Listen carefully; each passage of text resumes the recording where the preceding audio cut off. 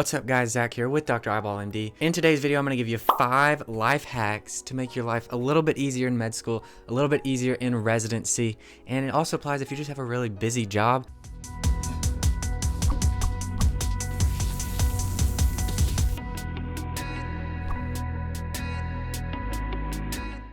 If you're in residency or medical school, life is busy enough already. In medical school, you spend most of your day either studying, in class, or on the wards. And if you're in residency, you know how long work days can be. When the work hour maximum for a week is reduced to 80 hours for well-being, you know that you have a pretty busy job. In this video, I want to go over 5 life hacks that you can use as a medical student or resident to simplify your busy life. I target this video to medical students and toward residents because I know how busy your job is and how busy your day-to-day is, but this really can apply to anybody with a busy job or a hectic schedule. You can apply all these tips into your life. So these are the 5 things that I've adopted over the past few years as a medical student, as a resident, to just try to simplify my life and try to take some of the decisions out of my day-to-day that otherwise just kind of make it even more hectic, just trying to decide on these certain little small things. I've just automated the process best I can. I'm going to show you how to do it too. You may think that some of these things are absolutely ridiculous, and you may be right, or you may wonder why you haven't tried some of them. So let's get into them. So number 1, socks. If you're like I used to be, you may spend a greater chunk of your morning trying to find 2 socks that match. I'm not a morning person, so time is of the essence for me when I'm trying to get to work in the morning. So what I did with this one is I got rid of all my socks and I just bought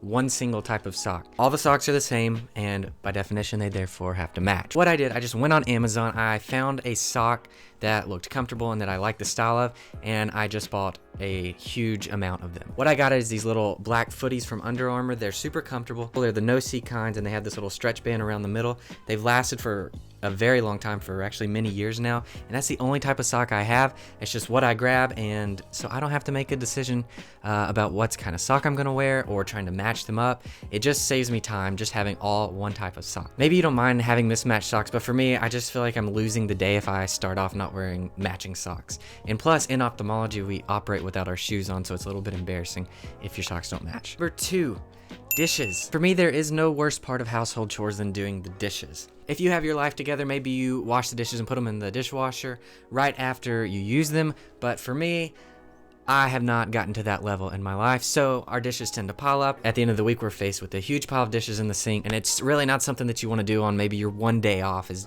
spend 30 minutes or more doing dishes. So for this one, we are taking a page out of Ben Affleck's playbook from the movie The Accountant, where he has just one single fork, one single spoon, one single knife. So that's what I do actually. I have one spoon, one fork, one knife, one butter knife, and one steak knife, and then I have one single plate, one bowl, one cup, and then one travel cup. So that's all I have. So I use it.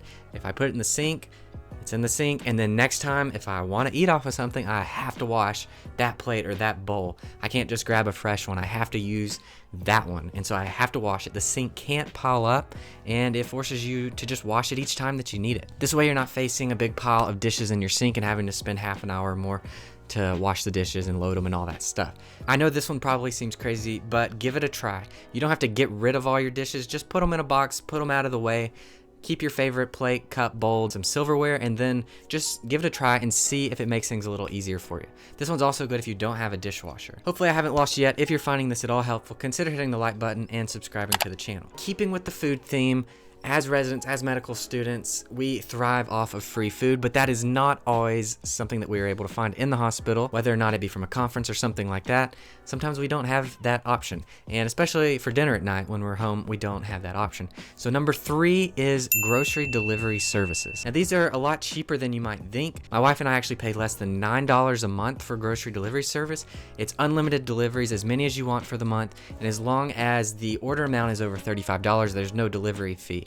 And it's from a lot of great stores like Target, Kroger, CVS, Whole Foods. They deliver from all types of places. Now, not every city is going to have these, but a lot of them do, and this is kind of a growing trend, so you'll probably start to see more of these in your city or wherever you live. So for me, I can just go to the app, pick which store I want, say Target.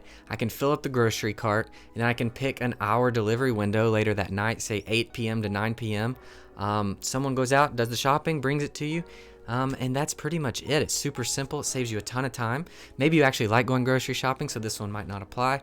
But if you want to save a couple hours every week and not have to spend maybe your one off day doing errands and grocery shopping, consider looking into some of the grocery delivery apps out there. The one I use is called Shipped. This is not sponsored in any way. I'm just trying to give you guys an idea of some that you could potentially use. All right, last one for the food theme. Just because food takes up such a big part of your life and your day-to-day and the time that you spend during the day, number 4 is meal prep.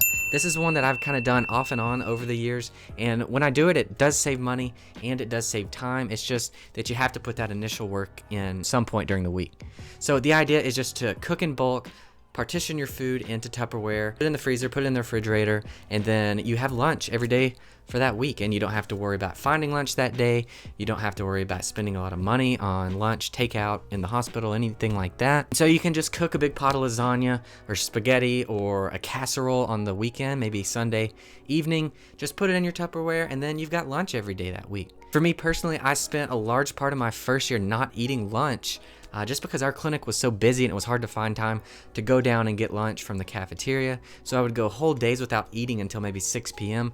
By that time, I was so tired and exhausted, I didn't have the energy to cook anything healthy and would just end up getting takeout food. So if you can meal prep, if you can put in just a little bit of time on the weekend, you can have lunch for the entire week. So consider meal prepping to save time, save money. All right, and the last tip, number 5, to simplify your life as a medical student, as a resident, as just a busy person, we are taking a page out of Marie Kondo's book on the KonMari method. You may have heard of the KonMari method. There are books on it. There are Netflix specials about it. But the basic philosophy here is to get everything out of your life that doesn't bring you either some sort of joy or purpose to your life. So for example, what you would do is you would go category by category in your home. You would start with, say, clothes, and you would go through all your clothes, each one individually. You decide, do I wear this? Do I use this? Does this bring me joy? Does this have purpose to me? If not, you put it in one pile, and that pile is the pile that you get rid of, meaning you can donate it. And you go through each category in your house doing things like that. You can do it with your dishes, with your extra books. You can donate a lot of that stuff when you realize that you aren't really using any of it. It doesn't really bring you any joy.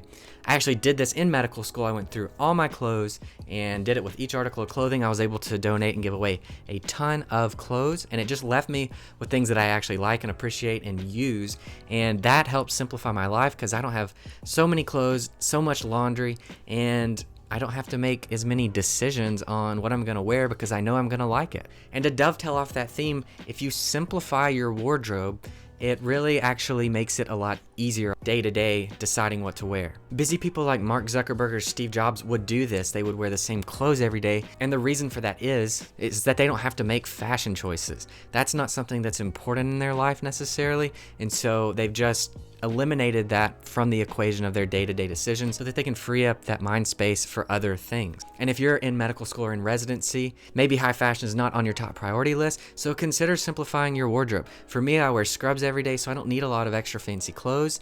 I can just have a few t-shirts that I might find sentimental, a few nice clothes, and some jeans, and that can be the rest of my wardrobe. If you're dressing up every day, if you're a medical student having to dress up, consider getting things that go together easily, that don't require a lot of color coordination. In medical school, when I had to dress up every day, I bought about 3 or 4 pairs of dark navy blue dress pants and then a bunch of white button-up shirts. That way, every day, everything matched. It all went together. The ties would go with it. I didn't have to think about it. It just took one less thing out of the equation. So the KonMari method is an interesting philosophy. It basically simplifies your life as a medical student or resident by eliminating the paralysis that comes with too many options. Guys, these are just 5 things that I've done over the past few years to simplify my life.